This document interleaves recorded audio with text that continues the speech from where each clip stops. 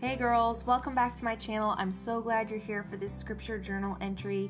Tonight I'm going to read to you from Matthew chapter 11 in the New Living Translation, and I'm going to read the entire chapter, which is 30 verses long, but the entry is just based on the last 3 verses, which are about rest. And so you can probably tell as you watch the video unfold that I chose this really pretty bedroom scene because it's just bright and light and beautiful, and it looks very restful to me. And so I'm excited to share this passage of scripture with you all, and I'm going to go ahead and get started. When Jesus had finished giving these instructions to his 12 disciples, he went out to teach and preach in towns throughout the region. John the Baptist, who was in prison, heard about all the things the Messiah was doing. So he sent his disciples to ask Jesus, "Are you the Messiah we've been expecting, or should we keep looking for someone else?" Jesus told them, "Go back to John and tell him what you have heard and seen. The blind see, the lame walk, the lepers are cured, the deaf hear, the dead are raised to life, and the good news is being preached to the poor.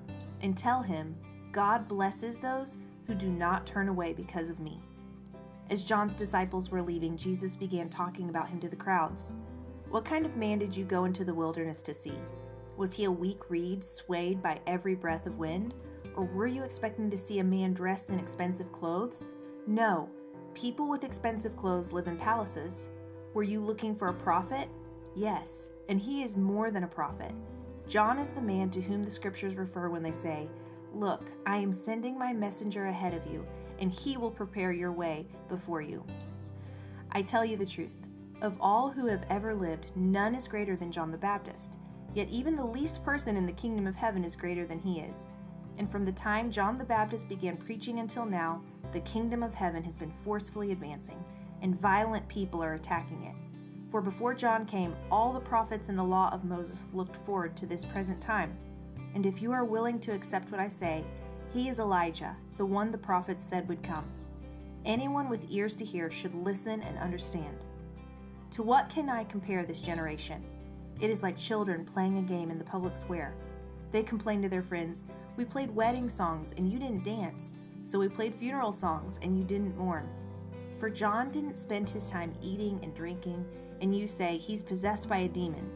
The Son of Man, on the other hand, feasts and drinks, and you say he's a glutton and a drunkard and a friend of tax collectors and other sinners. But wisdom is shown right by its results." Then Jesus began to denounce the towns where he had done so many of his miracles, because they hadn't repented of their sins and turned to God. "What sorrow awaits you, Chorazin and Bethsaida? For if the miracles I did in you had been done in the wicked Tyre and Sidon, their people would have repented of their sins long ago, clothing themselves in burlap and throwing ashes on their heads to show their remorse. I tell you, Tyre and Sidon will be better off on Judgment Day than you.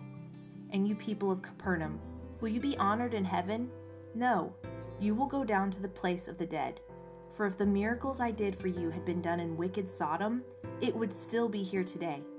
I tell you, even Sodom will be better off on Judgment Day than you."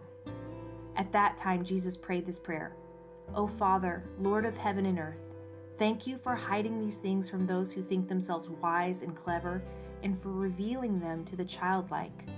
Yes, Father, it pleased you to do it this way. My Father has entrusted everything to me. No one truly knows the Son except the Father, and no one truly knows the Father except the Son, and those to whom the Son chooses to reveal him." Then Jesus said, "Come to me, all of you who are weary and carry heavy burdens, and I will give you rest. Take my yoke upon you. Let me teach you, because I am humble and gentle at heart, and you will find rest for your souls. For my yoke is easy to bear, and the burden I give you is light."